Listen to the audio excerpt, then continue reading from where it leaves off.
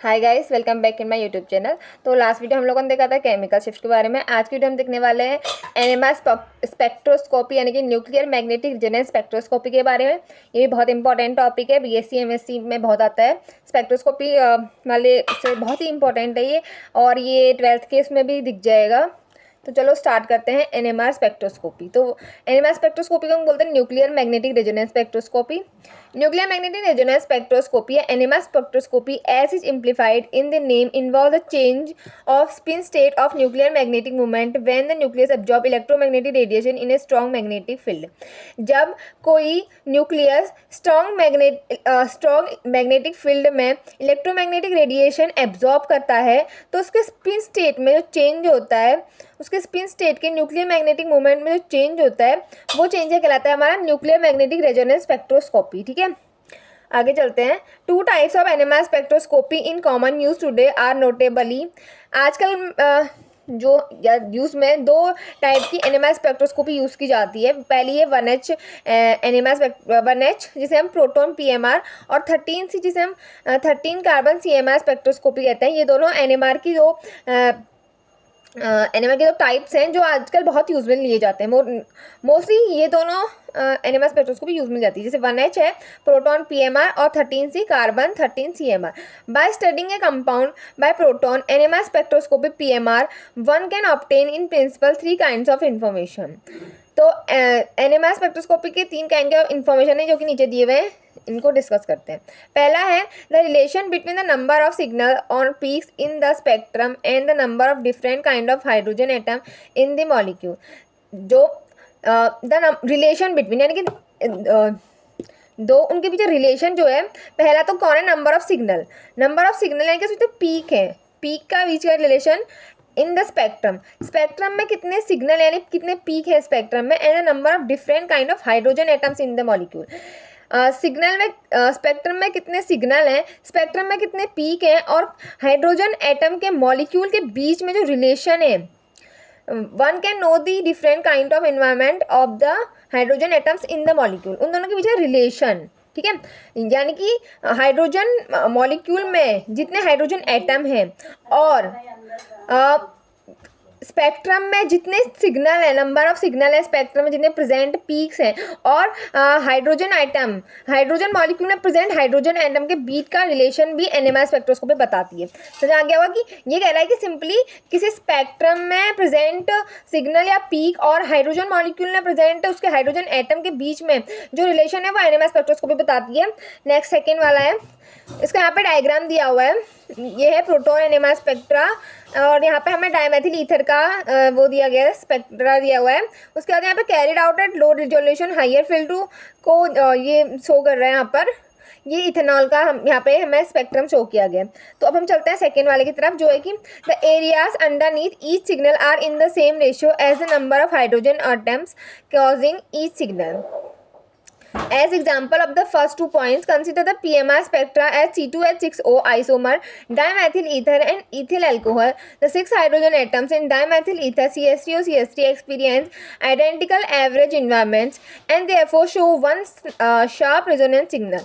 तो ये यहाँ पे इन 2 एग्जाम्पल्स की बात कर रहे हैं कि यहाँ पे ये दोनों एकदम शार्प रेजोनेंस सिग्नल शो कर रहे हैं। ये जो हमें शो हो रहे हैं ये इसके सिग्नल्स हैं। ठीक है, आगे चलते हैं। The hydrogen atom of ethyl alcohol are found in 3 different location and consequently 3 absorption peaks are observed. तो हमें यहाँ पे 3 अलग अलग सिग्नल दिख रहे हैं और 3 हमें यहाँ पे एब्जॉर्ब दिख रहे हैं। ये आप देख रहे हैं, छोटा सिग्नल फिर उससे थोड़ा बड़ा एंड उससे तो यानी कि हमें 3 अलग अलग सिग्नल्स मिल रहे हैं इस वाले में। तो हमें यहाँ पे 3 अलग अलग सिग्नल मिल रहे हैं, तो उसकी जैसे हमें 3 अलग अलग एब्जॉर्प्शन पीक्स भी देखने को मिल रहे हैं। डिफरेंट लोकेशन एंड यहाँ different location and consequently 3 absorption peaks are observed. In the case of ethyl alcohol the ratio of the 3 peak areas 1:2:3 and they are therefore assigned to OH, CH2 and CH3 respectively. तो ये 1:2:3 के ratio में ये signals हमें show हो रहे हैं, और इनका जो है पहला सिग्नल हमारा OH है, दूसरा हमारा CH2 और तीसरा हमारा CH3। ये क्यों है, क्योंकि इसमें हमारे 3 हाइड्रोजन मॉलिक्यूल के 3 अलग अलग हाइड्रोजन एटम अलग अलग के साथ है, कनेक्टेड है। तो ये 3 सिग्नल शो कर रहे हैं जो कि 1:2:3 के रेशियो में हमें शो हो रहे हैं। उसका अगला है the principal signal may get split into smaller peaks. Third वाला बोल रहा है कि the principal signal may get split into smaller peaks. जो प्रिंसिपल सिग्नल है वो स्मॉलर पीक्स में दिखेगा। Spin spin splitting may be observed, और उसमें स्पिन स्पिन स्प्लिटिंग हमें देखने को मिलेगी। The type of splitting pattern observed, और जो उसमें स्प्लिटिंग पैटर्न है वो डबलेट, ट्रिपलेट, क्वाड्रेट और सो फोर्थ हो सकता है। उनके बीच में जो उनकी जो स्प्लिटिंग पैटर्न है, इसने क्या बोला पहले कि principal signal may get split into smaller peaks, spin splitting may be observed. तो जो प्रिंसिपल सिग्नल है वो स्प्लिट हो जाएगा स्मॉल पिक्स में, स्मॉलर पिक्स में वो गैस स्प्लिट हो जाएगा, और जो उनमें स्प्लिटिंग होगी वो स्पिन स्पिन स्प्लिटिंग होगी, जो कि डबलेट, ट्रिपलेट, क्वाड्रेट और सो फोर्थ में हो सकती है। Depends on the number of neighbouring, वो डिपेंड करेगी उसके नेबोरिंग नॉन इक्विवेलेंट प्रोटॉन्स में, यानी कि उसके पड़ोसी जो नॉन इक्विवेलेंट प्रोटॉन्स हैं उस पर वो डिपेंड करेगा कि मतलब उसकी जो है स्प्लिटिंग किस तरीके से होगी।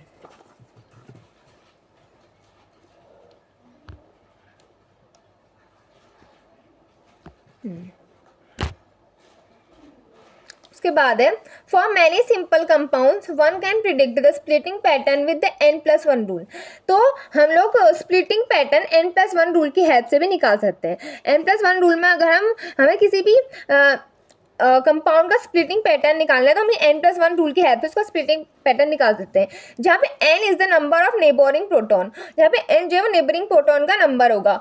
स्पिन जो n यहाँ पे n लिखा है, n+1 अगर हम निकालेंगे तो हमें n क्या है वो पता होना चाहिए। तो n क्या है हमारा कि जो भी नेबरिंग प्रोटॉन है वो कितने नंबर में है, तो वो हमें पता चल जाएगा, तो हम उससे ईजिली यहाँ पे स्प्लिटिंग पैटर्न निकाल सकते हैं। स्पिन स्पिन स्प्लिटिंग दस help in reducing molecular structure. Spin spin splitting की हेल्प से मॉलिक्यूलर स्ट्रक्चर को रिड्यूस किया जा सकता है। आगे चलते हैं थ्योरी ऑफ एनएमआर स्पेक्ट्रोस्कोपी की तरफ चलते हैं कि एनएमआर स्पेक्ट्रोस्कोपी की थ्योरी का है।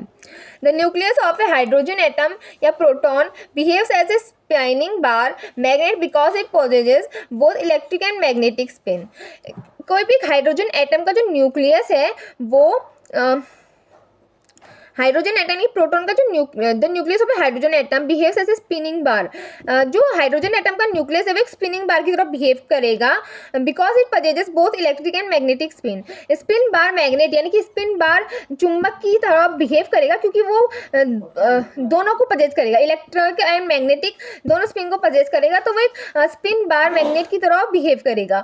From the high opposed orientation it comes back to the low energy aligned orientation more stable by losing energy. The transition from one energy state to the other is called flipping of the proton. एक energy state से दूसरी energy state में जो transition हो रहा है उसे हम बोलेंगे फ्लिपिंग ऑफ द प्रोटॉन। ठीक है, जैसे किसी भी एनर्जी स्टेट में ट्रांजिशन हो रहा है तो वो क्या कहलाएगा, flipping of the proton. The transition between the two energy states can be brought about by the absorption of quantum of electromagnetic radiation in the radio wave region with energy h mu। आगे है the processing proton will absorb energy from the radio frequency source only if the processing frequency is the same as the frequency of the radio frequency beam. When the quantum energy h mu of electromagnetic radiation matches up the energy difference between the two energy state at the field strength h0, when this occurs the nucleus and the radio frequency beam are said to be resonance, hence the term nuclear magnetic resonance. It is generally more convenient to keep the radio frequency constant and strength of the magnetic field is constantly varied. At some value of field strength, the energy required to flip the protons matches the energy of the radiation. Absorption occurs and signal is observed. Such a spectrum is called nuclear magnetic resonance spectrum. तो यहाँ पर हमने पढ़ा कि nuclear magnetic resonance spectrum किसे बोलते हैं। ठीक है, बहुत सिंपल है, दोबारा इसको रिपीट करते हैं। Processing proton will absorb energy from the radio frequency source. तो जो प्रोसेसिंग प्रोटॉन है वो रेडियो फ्रीक्वेंसी सोर्स से एनर्जी को एब्जॉर्ब करेगा only if the processing frequency is the same as the frequency of the radio frequency beam. लेकिन तभी जब जो उसकी फ्रीक्वेंसी है वो रेडियो फ्रीक्वेंसी बीम के सेम हो तभी वो एब्जॉर्ब करेगा, वरना वो एब्जॉर्ब नहीं करेगा। When the quantum energy h mu of electromagnetic radiation matches up the energy difference between the two energy state at the field strength h0, और जब जो क्वांटम एनर्जी h mu है हमारी वो इलेक्ट्रोमैग्नेटिक रेडिएशन से match कर जाएगी और एनर्जी डिफरेंस उन दोनों के बीच में field strength field strength H0 हो जाएगा।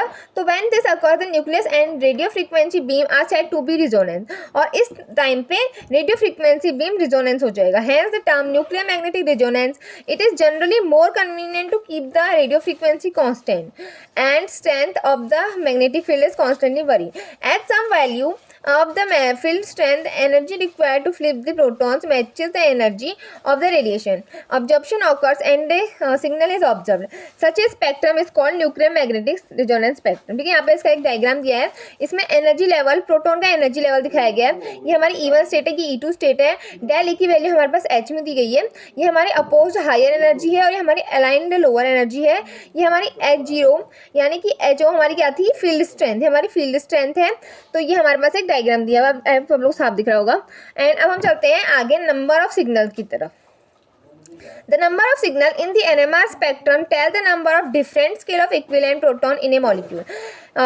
कोई भी NMR स्पेक्ट्रम में जो नंबर ऑफ सिग्नल है वो हमें उसमें प्रेजेंट डिफरेंट इक्विवेलेंट प्रोटॉन्स, वो हमें मॉलिक्यूल में प्रेजेंट डिफरेंट इक्विवेलेंट प्रोटॉन के नंबर को बताता है। ठीक है, आगे चलते हैं।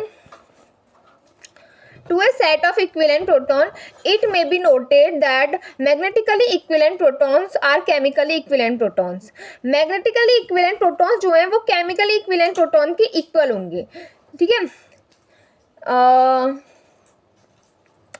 ये हमारा है पहला एसीटोन, इसमें 1 सिग्नल मिल रहा है हमें। साइक्लोब्यूटेन में हमें 1 सिग्नल मिल रहा है। 3 NMR इसमें हमें इस वाले कंपाउंड में 3 NMR सिग्नल मिल रहे हैं, इसमें हमें 3 NMR सिग्नल मिल रहे हैं, और इथाइल बेंजीन में हमें 3 NMR सिग्नल मिल रहे हैं। इथॉक्सी एसिटिक एसिड में हमें 4 NMR सिग्नल मिल रहे हैं। ठीक है, आगे चलते हैं इंस्ट्रूमेंटेशन की तरफ। Nuclear magnetic resonance spectrophotometer makes use of a magnet. Nuclear magnetic resonance spectrometer एक मैग्नेट की तरह यूज होता है। A radio frequency, a detector and amplifier, वो एक मैग्नेट की तरह, एक रेडियो फ्रीक्वेंसी की तरह, एक डिटेक्टर की तरह, एक एन एम्पलीफायर की तरह यूज होता है। ठीक है, the detection system is use to note the energy is being transfer from the radio frequency beam to the nucleus. तो ये नोट किया जाता है कि जो एनर्जी है वो ट्रांसफर हो रही है रेडियो फ्रीक्वेंसी से न्यूक्लियस में, radio frequency beam to the nucleus, यानी कि जो एनर्जी है वो रेडियो फ्रीक्वेंसी से ट्रांसफर हो रही है न्यूक्लियस में। उसके बाद आगे चलते हैं। Beginning in 1953 with the first commercial NMR spectrometer, the early instruments used permanent magnets और इलेक्ट्रोमैग्नेट्स विद फील्ड्स ऑफ 1.41, 1.87, 2.20 और 2.35 T corresponding to 60, 80, 90 और 100 MHz respectively for proton resonance. The horsepower raised driven by the need for higher resolution and sensitivity has resulted in wide use of 200 to 500 MHz instrumentation and in the production of 800 MHz instrument. तो ऊपर वाले ने क्या बोला कि beginning इन 1953, यानी कि 1953 के स्टार्टिंग डेज में फर्स्ट कॉमर्शियल NMR स्पेक्ट्रोमीटर जो था वो मिला। The early instrument used permanent magnets, और जो उसके अर्ली इंस्ट्रूमेंट थे वो परमानेंट मैग्नेट के यूज में यूज़ किए गए, and electromagnets with fields, and electromagnets को फील्ड के यूज में यूज़ किया गया। और उसकी कुछ यहाँ पे हमें वैल्यूज़ दी गई हैं, ये हमें हेड में और टी में दी हुई है वैल्यूज़। तो इसका नीचे बोल रहा है कि हॉर्स रेस जो हुई उसमें higher resolution and sensitivity has resulted in wide as to 200 to 500 MHz instrument and in the production of 800 MHz instrument. ठीक है, all of the instruments above 100 MHz are based off helium cooled superconducting magnets. जो भी 100 MHz से above के जितने भी instrument use किए गए उनमें helium cooled superconducting magnet use किया गया and operate in the fused FT mode, और उनको फ्यूज्ड FT मोड में ऑपरेट किया गया। The other basic requirement beside the high field are frequency, field stability, field homogeneity and a computer interference. The sample under investigation is taken in a glass tube which is placed between the pole faces of a magnet. A radio frequency source V is equal to 60 megacycles second inverse is made to fall on sample. It can be done by feeding energy radio frequency source into a coil wound round the sample tube. A signal is detected If the nuclei in the sample resonates with the source, del E, energy required to flip the proton is the same as that of the source. Energy is transferred from the source via nuclei to the detector coil. आगे चलते हैं,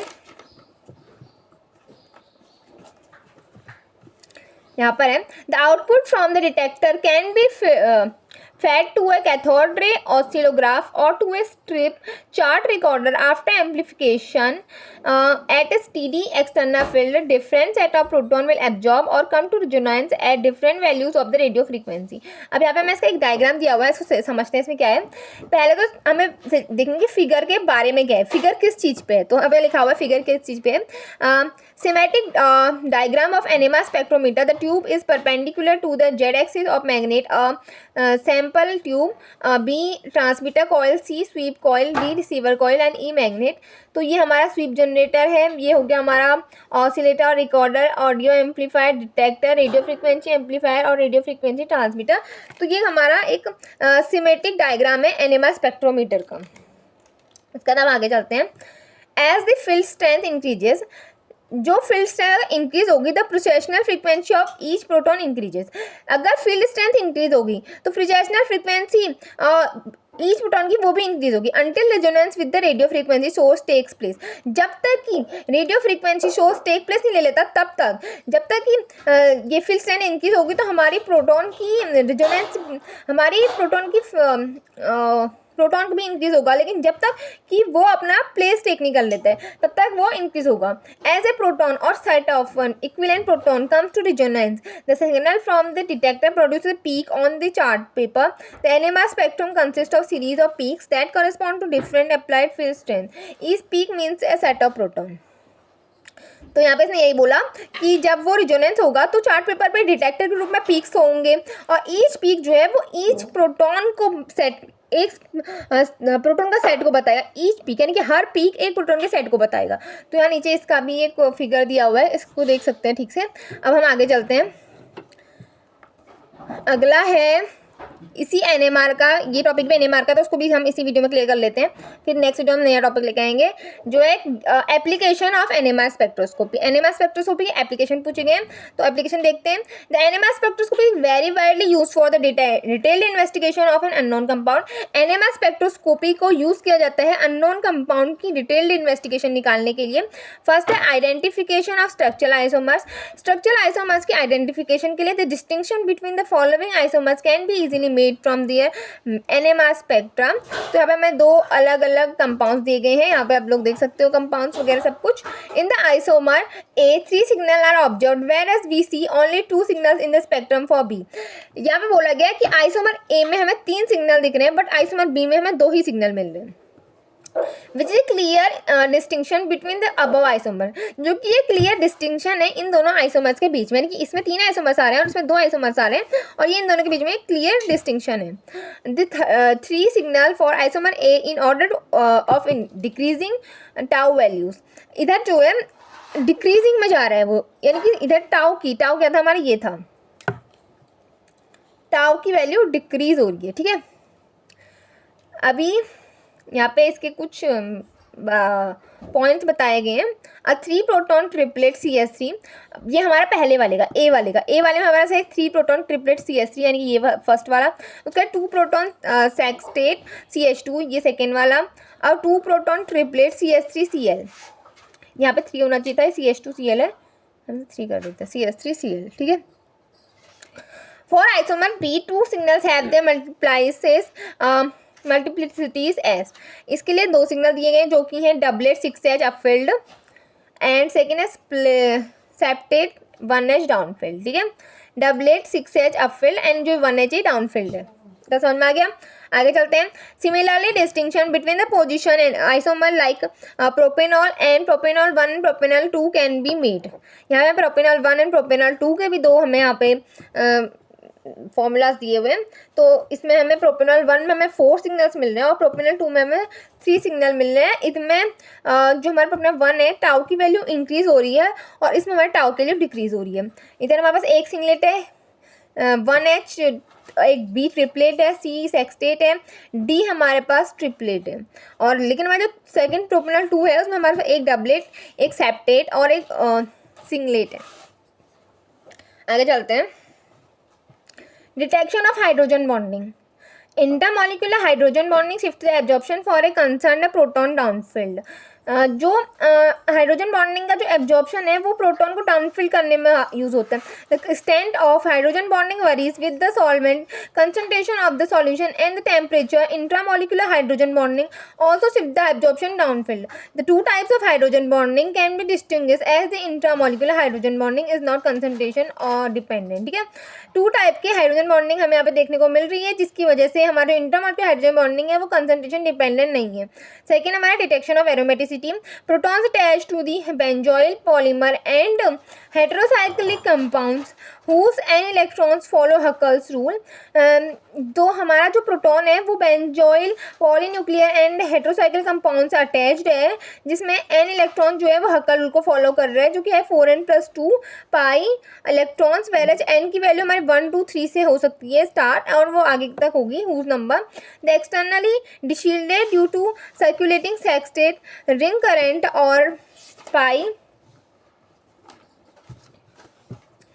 electrons। As a result of this, the signal for aromatic protons appear at a very low field than that absorbed even for benzene. From this, the aromatic character of the compound under investigation can be predicted. Distinction between cis trans isomer and conformers। तो अगला जो हमारा point है वो है distinction between cis trans isomer and conformers। The cis-trans isomer of a compound can be easily distinguished as the concerned proton have different values। तो जो cis-trans isomer है वो easily बताया जा सकता है कि वो concerned है प्रोटॉन की different values के लिए of the chemical shift as well as the coupling constant। Proton की केमिकल शिफ्ट और कपलिंग कांस्टेंट की डिफरेंट वैल्यूज़ के लिए cis-trans isomer क्या है, कंसर्न्ड है। तो यहाँ पे हमें इसके 2 ये दिए हुए हैं, आप लोग cis trans हमें दिया हुआ है, इसे आप लोग देख सकते हो और समझ सकते हो, ये बहुत इजीली है और इसे उतना बताने की जरूरत नहीं, इसको आप देख लो अच्छे से। Similarly the various conformations of a compound, the axial and equatorial position of the proton और group carrying a proton can be distinguished from the different values of the coupling constant. फिर इसका हमारा डिटेक्शन ऑफ इलेक्ट्रोनेगेटिव एटम और group. It is known that the presence of an electronegative atom or group in the neighborhood of the proton causes deshielding and the signal is shifted downfield। यहाँ पे बोला है कि it is known that the presence of an electromagnetic atom or group in the neighborhood of the proton। किसी भी proton के नज़दीक में अगर कोई इलेक्ट्रोनेगेटिव एटम और ग्रुप प्रेजेंट है तो उससे उसकी डिशील्डिंग बढ़ेगी और जो सिग्नल है वो डाउन फील्ड में जाएगा। Greater the electronegativity of the adjacent atom, जितनी इलेक्ट्रोनेगेटिविटी की वैल्यू बढ़ेगी उतनी ही टाउ की वैल्यू क्या हो जाएगी हमारी, the value of tau smaller the tau value of the absorption from the concern proton, उतनी ही टाउ की वैल्यू छोटी होती चली जाएगी, टाउ की वैल्यू स्मॉल हो जाएगी। Fluorine causes more downward shift as compare to oxygen and oxygen in turn oxygen. तो फ्लोरीन की जो वैल्यू है वो मोर डाउनवर्ड है अगेंस्ट ऑक्सीजन की, यानी कि ऑक्सीजन के मुकाबले फ्लोरीन की वैल्यू मोर डाउनवर्ड है। और and oxygen in turn causes more downward shift as compare to nitrogen and so on. और ऑक्सीजन नाइट्रोजन और बाकियों के मुकाबले ज़्यादा डाउनफील्ड होता है, यानी कि क्या कहा, फ्लोरीन जो है वो ऑक्सीजन के मुकाबले ज़्यादा डाउनफील्ड है और जो ऑक्सीजन है वो नाइट्रोजन और अदर जो हैं उनके मुकाबले ज़्यादा डाउनफील्ड है। आगे चलते हैं। Detection of some double bond character due to resonance. In some compound, the molecule acquires a little double bond character due to resonance. Due to this, 2 signals can be expected for apparently equivalent protons. It is due to hindered rotation, which changes the geometry of the molecule. Consider N-dimethyl formaldehyde. It can be written in the following resonating structure. यहाँ पे इसके structure दिए हैं, इसको easily देख सकते हैं, इसमें उतना कुछ खास नहीं है। आगे चलते हैं। For structure A, 2 signal singlet should be expected with peak area 6:1 as the 2 methyl are exactly equivalent। तो ये इस स्ट्रक्चर ए के बारे में बता रहा है कि इसमें 2 सिग्नल्स हैं जो कि सिंगलेट्स में है, जो कि एक्सपेक्टेड है पीक एरिया जिनके 6:1 कहा जा सकता है। 2 मेथिल्स इसमें हमें एग्जैक्टली इक्विवेलेंट हैं। और स्ट्रक्चर बी के बारे में बता रहे हैं the presence of double bond restricts rotation and now the 2 methyl groups remain no longer equivalent. तो इसमें डबल बॉन्ड डिस्ट्रिक्ट रोटेशन है जिसकी वजह से हमें इसमें 2 मेथिल ग्रुप्स मिलेंगे जो कि ज़्यादा देर तक इक्विवेलेंट नहीं रहेंगे। ज्योमेट्रिकल आइसोमर्स होगा for this structure 2 signal appear for 2 methyl groups. Importance in quantitative analysis NMR spectroscopy is equilibrium mixtures can be analysed when the proton signal of the components are well separated. The NMR spectrum of pure ethanol CH3CH2OH a triplet is formed for the OH proton, but when water is added in alcohol, then due to proton exchange, the triplet collapses to a singlet. The position of the singlet depends upon the water content in alcohol. From the values of the chemical shift, the ratio of water and alcohol can be estimated by comparing with the known results। ठीक है, उसका ये इसके नीचे इसके diagrams और इसका figure वगैरह सब शो किए गए, इसको देखते हैं। Keto-enol tautomerism has also been studied in the same manner. Consider acyl acetone in equilibrium with the enolic form। यहाँ पे बोला कि कीटो-एनॉल जो कीटो-एनॉल टेटोमेरिज्म जो है वो भी सेम स्टडी होता है। कंसिडर एज एसिटिल एसीटोन के इक्विलिब्रियम के सही सेम कीटो-इनॉल टेटोमेरिज्म में भी स्टडीड होता है। तो ये कीटो है, ये इनॉल है, इन दोनों में जो है कुछ समानताएं हैं, ये दोनों सेम है और इनका जो स्टडी है वो भी कुछ हद तक सेम होती है। The NMR spectrum of a pure acetyl acetone shows signals for the following kinds of equivalent provides. तो यहाँ पे देख सकते हो ये कीटो और इनॉलिक फॉर्म के बारे में बताया गया है और इनके यहाँ पे स्ट्रक्चर शो किए गए। इसमें इतना कुछ खास नहीं है, बस इन दोनों के बीच में कुछ समानताएं हैं वही बताई गई है। आगे चलते हैं। As a distinct 2 proton singlet 6.351 tau appears due to the ketonic form, whereas all the 8 protons in the enolic form are observed as 4 signals. Quantitative the number of enol protons relative to the keto protons gives the ratio as under enol proton ratio ketone protons 8:2 or 4:1. Thus, we say that 80% of enolic form and 20% of the ketonic form are present in equilibrium mixture of acetyl acetone। यहाँ पे इसका figure दिया हुआ है। The 3 main features of the NMR PMR spectroscopy, chemical shift signal intensities and spin coupling may be studied in some detail। इसके अंदर थोड़ा सा और बचा है, उसके बाद फिर हम नीचे वाला नेक्स्ट वीडियो में डिस्कस करेंगे। With the spectrum of ethyl alcohol, in ethyl alcohol CH2OH, one has 3 kind of hydrogen, methyl, methylene and hydroxyl। तो ये बोल रहा है कि एथिल अल्कोहल में 3 अलग अलग काइंड्स के हाइड्रोजन में देखने को मिल रहे हैं। पहला हमारा मेथिल है, दूसरा हमारा मेथाइलिन है और तीसरा हमारा हाइड्रोक्सिल है। In a magnetic field the nuclei of each of these kinds of hydrogen has slightly different magnetic environments due to the motions of their valence electrons and those of neighboring atoms in response to the magnetic field. The strength of the magnetic field at a particular nucleus is normally less than the strength of the applied external magnetic field.